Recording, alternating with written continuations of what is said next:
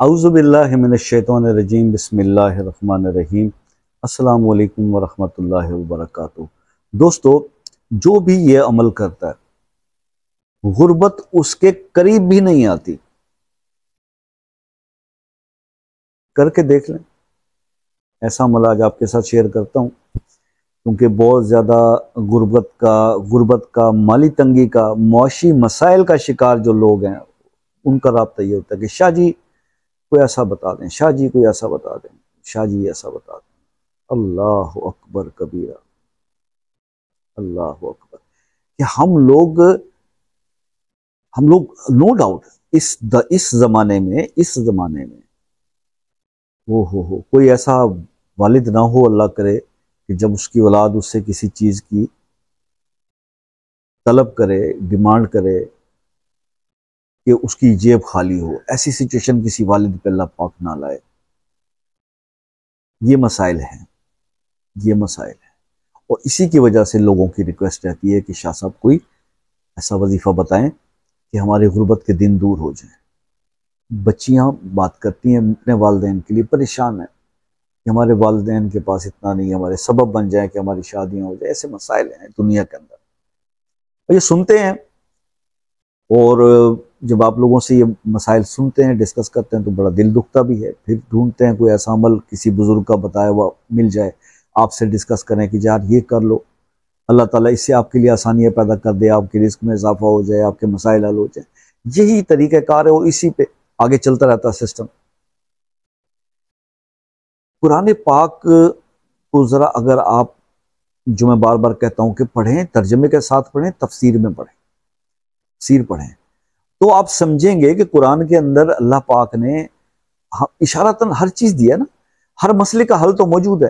بھائی انبیاء کرام کو جو دعائیں اللہ تعالیٰ نے خود ہی بتائیں اور وہ انہوں نے پڑھی، اور پھر اس کے بعد اللہ تعالیٰ نے ان پر انعامات اللہ تعالیٰ نے دیے۔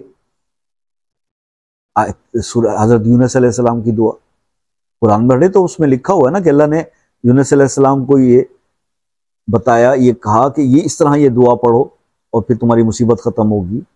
اسی طرح سے حضرت موسیٰ علیہ السلام کی دعا، ٹھیک ہے، اسی طرح وہ والی دعا جو سورہ مائدہ کے اندر ہے، ربنا انزل علینا مائدۃ من السماء، آسمان سے دسترخوان نازل ہونے والی دعا، بے شمار دعائیں، حضرت ابراہیم علیہ السلام کی دعا، حضرت نوح علیہ السلام کی دعا، ٹھیک ہے، یہ دعائیں جو پیغمبروں کی ہے، اور رسول اللہ صلی اللہ علیہ وسلم ہمارے آقا، ان کی دعا ربنا آتنا فی الدنیا حسنۃ وفی الآخرۃ حسنۃ وقنا عذاب النار، فی الآخرۃ حسنۃ وقنا عذاب النار۔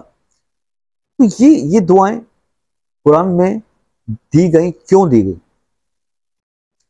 پورا واقعہ کے ساتھ بیان کی گئی۔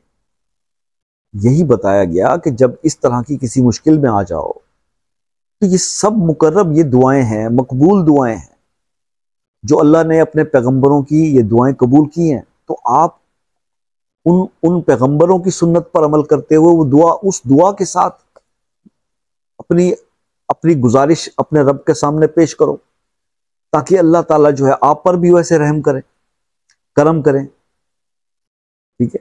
تو اگر آسمان سے دسترخوان نازل نہیں ہوگا تو کم از کم رزق میں بہتری تو آ سکتی ہے نا۔ تو ریفرنس یہی ہے۔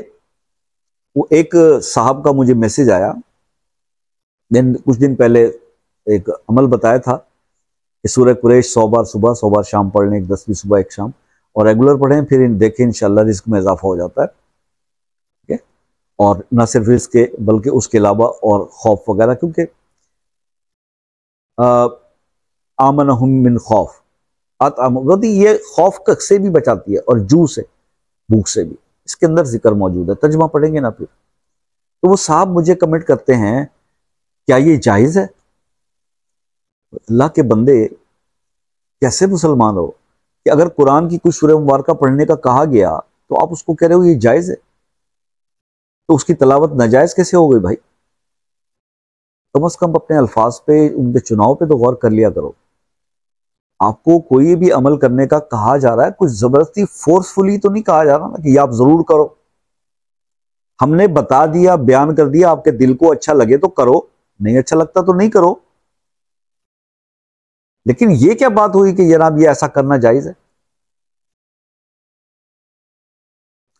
ایسے نہیں کہ ایسی باتیں نہ کیا کریں، دکھ ہوتا ہے۔ کبھی کوئی غلط چیز پڑھنے کے لیے آپ کو نہیں بولا، کوئی آپ کو یہ منتر تو نہیں سکھایا نا دادا جی کی گھوڑی، ایسی چیز تو کوئی پڑھنے کے لیے نہیں بول رہا نا۔ ہمیشہ جو وظائف بتائے گئے وہ پوری مستند کتب کے ساتھ اولیاء کرام کی کتابوں سے، احادیث سے، ڈیفرنٹ ریفرنسز سے، بزرگوں سے مل کر یا بالمشافہ مل کر جو بتائی گئی چیزیں وہ آپ سے بیان کرتے ہیں کہ آپ اسماء الحسنی میں سے پڑھ لیں، قرآن کی کوئی آیت پڑھ لیں، قرآن کی کوئی سورہ پڑھ لیں، یہی بتایا نا۔ اس کے پوچھا جا رہا ہے اس کا کیا ریفرنس ہے، اس کا کیا ریفرنس ہے، اس کا کیا، بھئی آپ کا دل نہیں مانتا، میری بات پہ ہی جب یقین نہیں ہے تو ریفرنس کو آپ کیا کریں گے، اس کا اچار ڈالیں گے۔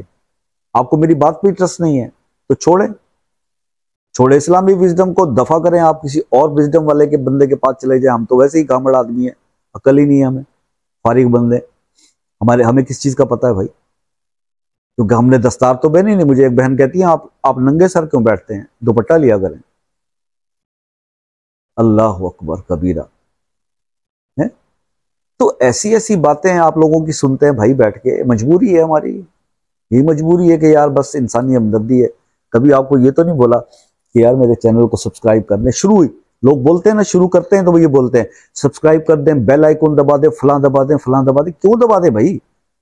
کسی کی بات میں کوئی دم ہوگا، کوئی سننے کا دل کرے گا تو اس کی بار بار کو ہم کہیں گے کہ اس کا میسیج آئے، ورنہ کیا ضرورت ہے؟ ایسے تو ہزاروں پڑے ہوئے ہیں۔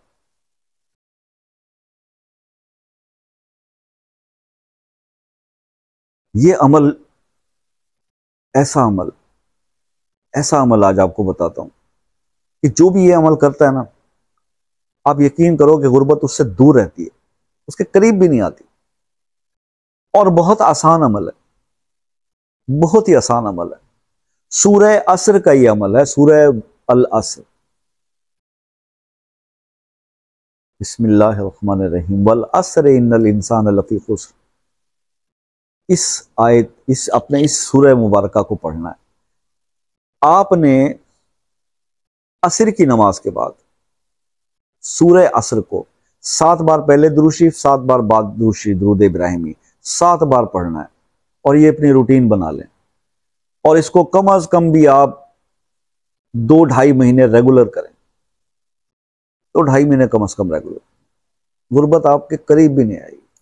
اللہ اتنا عطا فرمائیں گے آپ کو، اتنا عطا فرمائیں گے۔ مجھ سے لوگ پوچھتے ہیں، اور اکثر کمنٹس میں بھی یہ باتیں آتی ہیں، اوشا جی آپ خود کر لینا، آپ یہاں یوٹیوب پہ بیٹھے۔ میں نے یوٹیوب پہ بیٹھ کے میں نے کون سا کچھ توپ چلانی ہے یار؟ میں نے آپ سے کیا وہ کیا؟ کبھی آپ کو یہ تو بولا نہیں کہ مجھے سبسکرائب کریں، کبھی لائک کریں، کمنٹ کریں، نہ کریں، مجھے کوئی پرواہ نہیں۔ اور باقی رہے گی بات کرنے سے، کسی بندے کی شکل سے ہی پتہ چل جاتا ہے کہ یا اس کا پیٹ بھرا ہوا ہے یا بھوکا باتیں کر رہا ہے۔ ہزاروں لوگوں کو آپ چینلز پہ دیکھتے ہوں گے، میں تو بہت گناہ گار آدمی ہوں، بہت گناہ گار آدمی، لیکن انسان کی شکل دیکھ کے پتہ چل جاتا ہے کہ یہ گھر سے کچھ کھا کے آیا کہ بھوکا ہے۔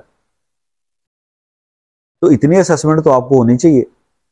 تو لیکن اللہ کا شکر ہے کہ جو بھی اللہ تعالیٰ نے یہ مقام عطا کیا ہے وہ صرف کیا اللہ کے کلام سے ہی ہے، اور کچھ نہیں ہے ہمارے پلے میں، اور نہ کسی چیز کا آج تک کوئی دعویٰ کیا ہے۔ وہی ایکسپیرینس، وہی تجربات آپ کے ساتھ شیئر کرتا ہوں کہ یار میں بھی بہت ٹف ٹائم سے گزرا ہوں۔ جو میرے قریبی لوگ ہیں جانتے ہیں کہ میں نے کیسے کیسے مشکل وقت گزارے ہیں، لیکن میں جڑا رہا، بزرگوں سے جڑا رہا، اپنے پیر و مرشد سے جڑا رہا، اور دین کے اوپر محنت کرتا رہا۔ ایسے ایسے وظائف ہیں جو شاید میں 20 سال سے پڑھ رہا ہوں اور میں نے چھوڑا نہیں ہے۔ یہی آپ کو بتاتا ہوں یار، یہ کر لو، پھر زندگی بدل جائے گی، پھر سکون آ جائے گا۔ اللہ تعالیٰ آپ کو خوش آباد رکھے جی، دعاؤں میں یاد رکھیے گا، اور زندگی رہی تو نیکسٹ کسی ویڈیو میں آپ سے پھر ملاقات ہو۔ اللہ حافظ۔